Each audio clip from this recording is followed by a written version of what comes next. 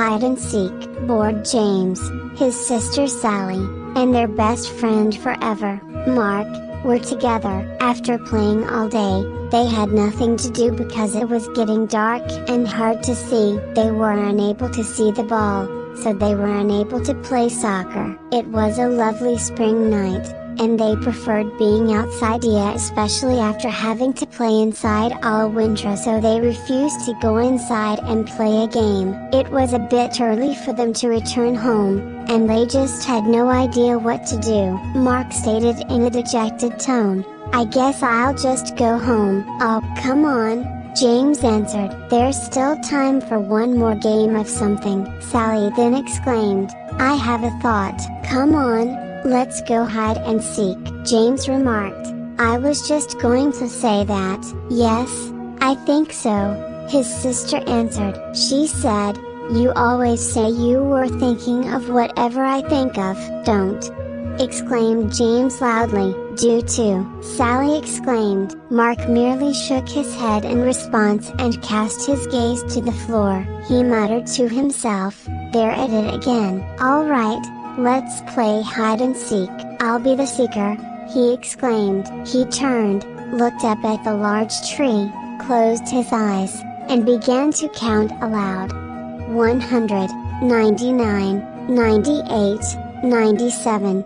After exchanging glances, Sally and Mark ended their argument and fled in separate ways in search of a place to hide. They could still hear Mark counting 4A3, A2, A1 in the distance. "Ready or not, this is it. I arrive."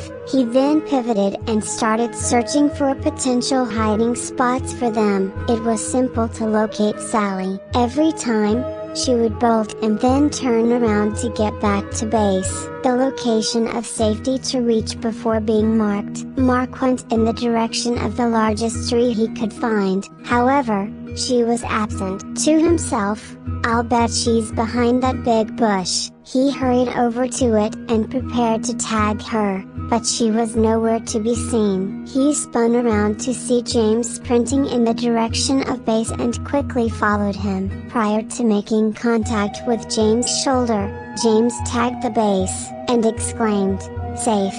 "Have you received Sally yet?" is James asking. "No," Mark replied. "We need to be heading home because it's getting late and I can't seem to find her." Thus, the two boys exclaimed, "Come on out, Sally, it's late." However, no one responded, not even the slightest chuckle from across the blackness. They cried out once again, "Sally, hurry up, it's getting late." Sally had still not responded. They started to worry and went in search of her. They yelled, "Sally, come on, we give up, you're safe," as they circled the area. However, regardless of their location or volume of calls, Sally was curious as to what had transpired. She could only recall hiding beneath the large trunk of a down tree to conceal. She noticed several stars shining through a little hole above her head as she glanced up. When she crept beneath the tree trunk, she fell into a hole. She cried out, "Help!" as her voice echoed through what appeared to be a cave. "Help, please, help me, please, somebody, please help me." "James, did you hear that?" Mark exclaimed with excitement. Sally just barked for assistance. James cried, "Sally, keep yelling, we can find you that way." Sally continued to cry after hearing her brother. The boys were standing next to the large tree trunk after a little period of time. "Hey," James questioned, "are you stuck under this tree?" "Kind of," exclaimed Sally. "I tumbled into a cave while hiding beneath it. Help me, please, I'm afraid. I'm stuck here in the dark." "James, you stay with Sally while I go get my dad," Mark remarked. Then he bolted into the night. "Don't be afraid," James remarked. "I am with you right now." "You're not," Sally cried. "I'm down here, and you're up there." Sally was startled and started crying when she banged into something while turning in the cave's darkness. "What's off?" James bellowed. Sally said, "There's something down here with me." Her voice was trembling. At that moment, Mark and his father emerged from the woods, running. Mark's dad bent over and inquired about Sally's well-being. He heard her screaming and crying. "Sally, are you okay?" he inquired. "No," she replied. "But something is wrong with me down here, and I'm scared." "Remain back, Sally. I'm going to descend with you shortly as I lower the rope." After tying the rope to the tree and locating the opening beneath the tree trunk, Mark's father moved a little and lowered, entering the cave by himself. Sally stopped crying as she saw him descending the rope. Not only was he there, but as his flashlight bounced across the cave's walls and floor, the cave grew brighter. He embraced Sally tightly and shone the light on her as soon as he arrived at the cave's floor. "Don't be afraid," he stated. "I'll get you out of here quickly."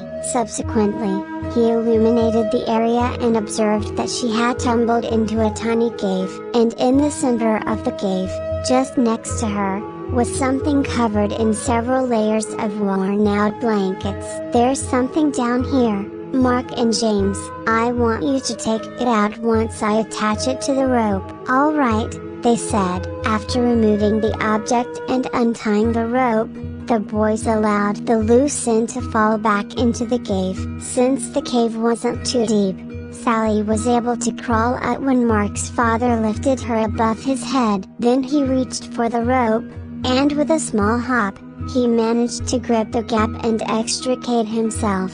"Let's grab a cup of hot tea and head back to my place. We'll see what treasure Sally found, and I'll call your parents to reassure them," he stated. Once they arrived at Mark's house, they took a sip of their tea and started to open the treasure. Gently, they removed many layers of worn-out blankets, and covered it to reveal a box made of wood. They stared at it in shock as they carefully opened it. "Oh my!"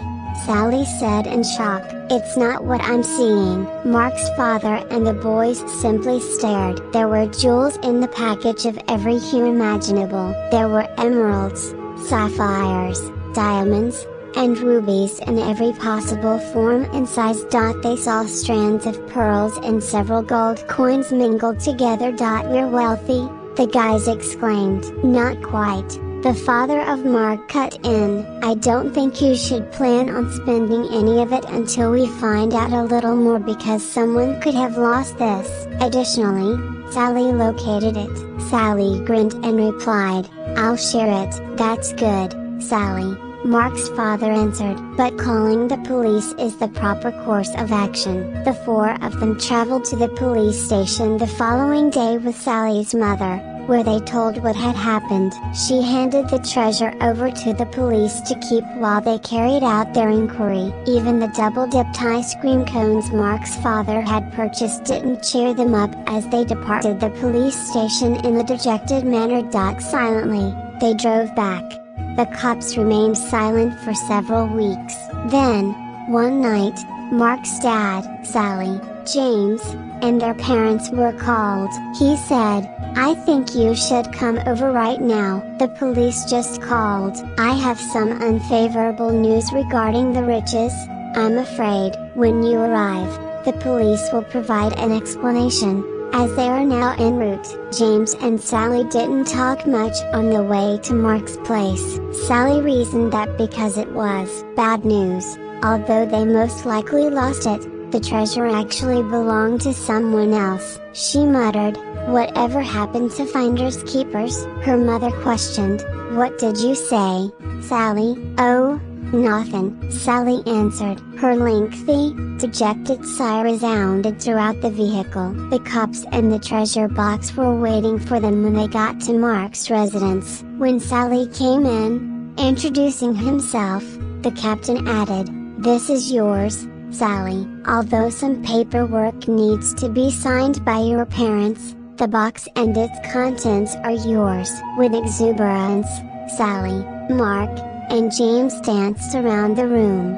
Subsequently, Sally stated, "What bad news is there?" With a smile, the skipper said, "You won't believe the treasure's value, and great responsibility comes along with your newfound wealth." Even though Sally didn't fully comprehend the captain's conversation, It didn't really matter at this moment. Mark inquired, "Will you share?" "Naturally," Sally replied. "If it weren't for you and James, I might still be there." A few days later, Sally invited everyone to her home. "I have made up my mind regarding what I will do with the treasure's proceeds once it is sold," she declared. "I'm giving 1/6 to our parents, 1/6 to Mark's parents, 1/6 to James, and 1/6 for myself."